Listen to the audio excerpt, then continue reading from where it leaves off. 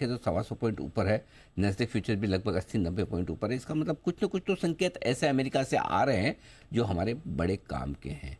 क्योंकि हुआ ये था कि जब ट्रम्प साहब प्रेसिडेंट बने उसके बाद डॉलर बड़ा मजबूत हुआ, 110 के आसपास पहुंचा, लेकिन धीमे धीमे डॉलर कमज़ोर होता होता लुढ़कता लुढ़कता पहुंच गया है डॉलर इंडेक्स 103 के आसपास। क्या डॉलर इंडेक्स के लिए खत्म हो चुका है ट्रम्प ट्रेड? हम ऐसा इसलिए कह रहे हैं कि इसके पीछे कुछ कारण हैं। क्या कुछ हुआ है, क्या डेवलपमेंट्स हैं, आइए जानते हैं। प्रियंका हमारे साथ है बताने के लिए सारी डिटेल्स। प्रियंका बताइए। बिल्कुल अनिल जी, ये जो ट्रम्प ट्रेड की आपने बात की ना, जिसके वजह से यानी जब से ट्रम्प जीत के आए 5 नवंबर से, उस वक्त से लेके फिर 20 जनवरी जब वो गद्दी पर सवार हुए, तब से लेके हमने पूरा एक साइकिल देख लिया। यानी उस वक्त था 103.3 के पास डॉलर इंडेक्स, 109 तक गया जब 20 जनवरी को जो उन्होंने जब ही टुक बने प्रेसिडेंट बने, और उसके बाद जब वापस अब फिर से हम उसी लेवल पर आ गए हैं जो 5 नवंबर पर डॉलर इंडेक्स था। तो यानी ये जो पूरा एक साइकिल, ट्रम्प ट्रेड क्या ओवर हो गया है, डॉलर इंडेक्स के जितने गेन हुआ है ओवर दिस 3 मंथ्स, क्या वो अब रिवर्स हो 3 या 4 महीने में, वो अब पूरा रिवर्स हो गया है। इस पर ही ये एक इंटरेस्टिंग हम रिसर्च लेकर आए कि लॉन्ग यूएस डॉलर, यानी अब तक जो एक ट्रेड चल रहा था कि यूएस डॉलर को ट्रेड को लॉन्ग करो, वो वाला ट्रेड क्या अब खत्म हो गया है और इक्विटी की करेक्शन भी खत्म हो गई है। इसीलिए हम देख रहे हैं कि लगातार 3 दिन से आपको तेजी भी दिख रही है। ट्रम्प ट्रेड क्योंकि एक कॉन्फिडेंस था, कहीं ना कहीं स्पेक्यूलेशन थी कि स्ट्रॉन्ग यूएस ग्रोथ दिखेगी, और डॉलर इंडेक्स इस समय में इन पिछले 4 महीने में लगभग 4.2% की इसमें ग्रोथ देखने को मिली। लेकिन अब वो पूरी साइकिल 80, ये आज 19 मार्च है और 19 मार्च को आप फिर से देखेंगे 103.3 के पास ही डॉलर इंडेक्स का लेवल है, जब ये वही लेवल है आसपास जब 5 नवंबर को वो शुरू हुआ था। एक बहुत इंटरेस्टिंग इनफैक्ट एक सर्वे होता है जो बोफा का, ग्लोबली जो फंड मैनेजर्स के बोफा कंडक्ट करता है, कि उनके हिसाब से यूएस डॉलर का ट्रेड कितना परसिस्ट करेगा। तो ये जो आप उसका जो कंसेंसस है अब वो सबसे लीस्ट लेवल पर है। यानी जनवरी में 30% फंड मैनेजर्स मानते थे कि यूएस डॉलर को प्लस करना चाहिए, वहां एक पॉजिटिव ट्रेड बनता है। लेकिन अब वो जो रेशियो है, वो जो कंसेंसस है, वो घटकर मार्च में अब सिर्फ 8% रह गया है। तो कहीं ना कहीं यूएस डॉलर को लॉन्ग करने का ट्रेड, यानी यूएस डॉलर में तेजी बनेगी या नहीं, इस पर जो बेट्स थी, पॉजिटिव साइड्स जो बेट थी, अब वो कम होती गई है। तो इसी को कह रहे हैं कि ट्रम्प ट्रेड कम हो गया है।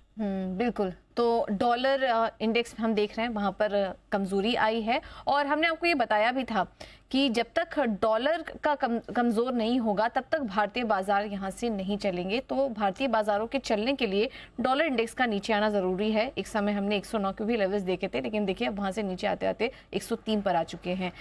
लेकिन हमने ये जो स्थिति थी, ये पूरा विश्लेषण था, वो आपके लिए पहले ही कर दिया था। आइए आपको सुनाते हैं। अगर डॉलर कमजोर होना शुरू होता है और रुपया मजबूत होना शुरू होता है, जब से वहां से बाजार बॉटम बनाएगा, वहां एफआईज रोकना, बेचना शुरू करेंगे।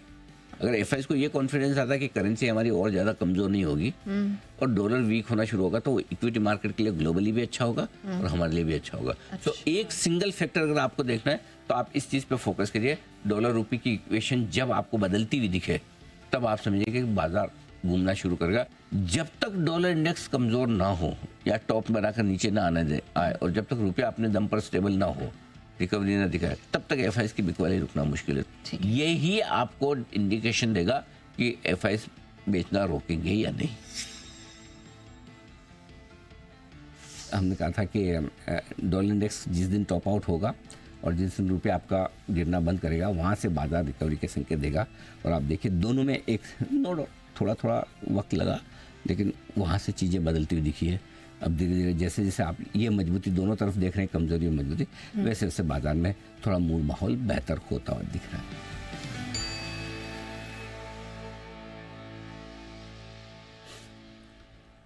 बिल्कुल। तो देखिए सर, डॉलर इंडेक्स नीचे आया, जैसे जैसे कमजोरी बढ़ी वैसे ही धीरे धीरे हम देख रहे हैं कि बाजार में भी तेजी लौट रही है और एफआईएस का भी आना धीरे धीरे करके शुरू हो ही रहा है। अभी पूरी तरह से तो नहीं, लेकिन दोनों चीजें फेवरेबल हो जाती है ना। देखिए एक तरफ से जब एफआईएस 26,000 से बेचना शुरू किए, तब करेंसी का भाव 84 के आसपास था, ठीक है।